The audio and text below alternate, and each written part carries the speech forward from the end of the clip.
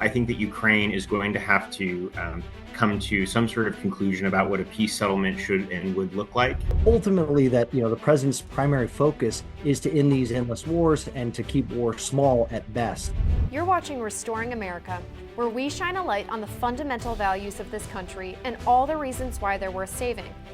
This week, we're going to talk about one of the epicenters of global conflict today, Ukraine, and whether President-elect Donald Trump really can end that conflict with just a single phone call. I'm Kayla McGee-White, and this is Restoring America.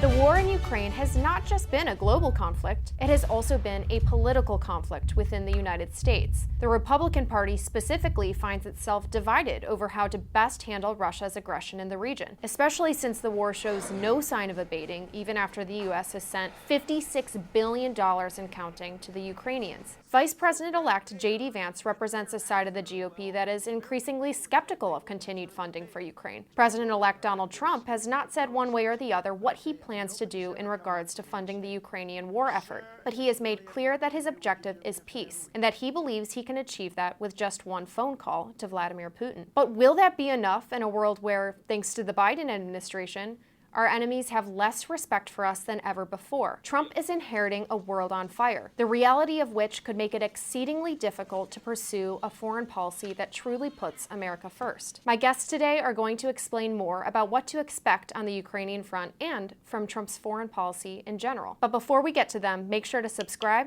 hit that like button, and for more, head to WashingtonExaminer.com. With me today is George Bogdan, a Blankley Fellow for the Steamboat Institute, and David Rader, a former Defense Department official. Thank you both so much for being here. Obviously, the Ukrainian war is still ongoing, and the election of Donald Trump will certainly impact that.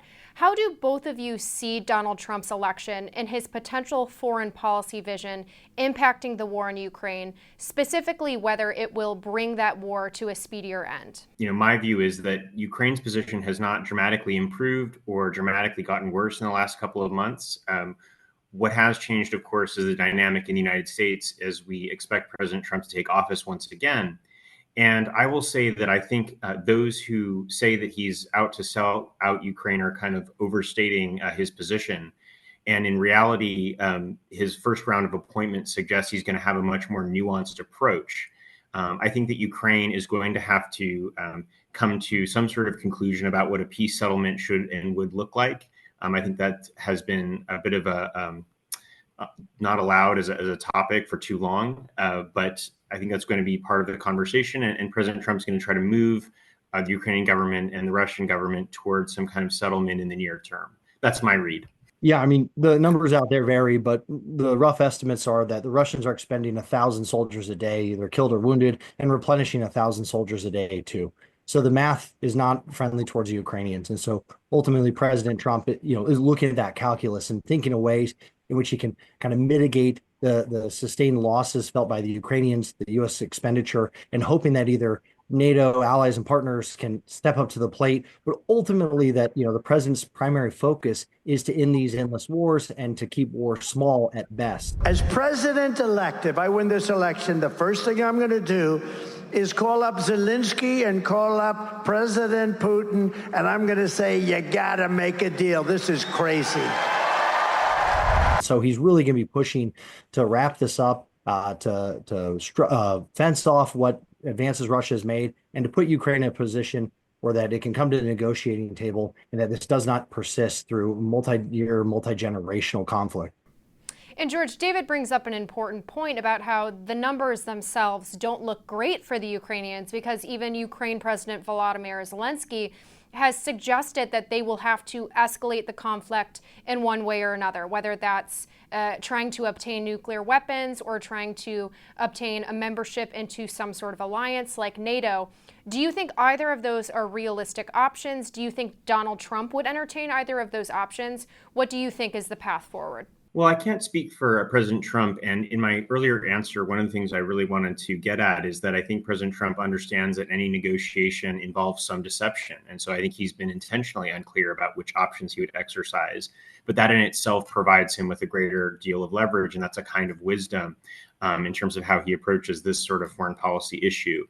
I will say that I think the president of the United States has a long legacy of American involvement in Ukraine, regardless of who the president is. They have to contend with. You know that I've done quite a bit of research on Ukraine's decision to give up nuclear weapons and the so-called security assurances that it was previously given. And so I think that Ukrainians are quite skeptical about future arrangements, and that's something we'll have to overcome in terms of a crisis of credibility. But one thing I really want to drive home is that when I look at numbers, I think that for the broader region of Central and Eastern Europe, there's a potential that President Trump is really going to change the game. From 2016 to 2020, NATO allies increased their spending by 130 billion US dollars. And that's an extraordinary increase for that set of allies. And so the outlook of Europe as a kind of stable continent with the capacity to defend itself, potentially led by a Central and Eastern European coalition of states that are taking a louder, a kind of clearer role in the alliance, I think is a very important possibility that I'm quite optimistic about. David, do you agree, as someone who has worked previously in the Defense Department, do you see a sort of re-envisioning of some of the United States' alliances in that region and even elsewhere? Yeah, I mean, there's certainly a gravitational pull away from Paris through Berlin over now to Warsaw, to Bucharest, you're seeing on that 3C initiatives countries. I mean, that's really where we're starting to see our greatest alignment with economic alignment, military alignment, interoperability from a military standpoint, alignment, how to respond to the coercive capital coming out of China. And so I think that President Trump has acknowledged that there's meaningful partnership in Western Europe, but Eastern Europe is the real frontier for us, where the most meaningful relationships, bilateral, multilateral, will be built, and they're built off that foundation of similar views on immigration, on economics, and on national security, defense, and those kind of healthy ecosystems that he's trying to preserve. So I can imagine that President Trump and future Secretary Marco Rubio will be indexing on that part of the Europe for the transatlantic relationship.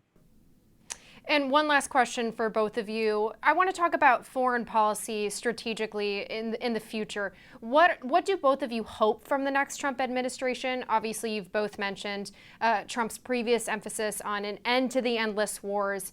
But what are you expecting or hoping for from this administration in maybe even his first few months in office? Well, I have a deep belief that President Trump is going to seize on what I think is a tremendously important kind of historic moment. And for me, it was symbolized by a kind of constellation or a succession of events. First, we have the election taking place in the United States, and then we have the 35th anniversary of the fall of the Berlin Wall.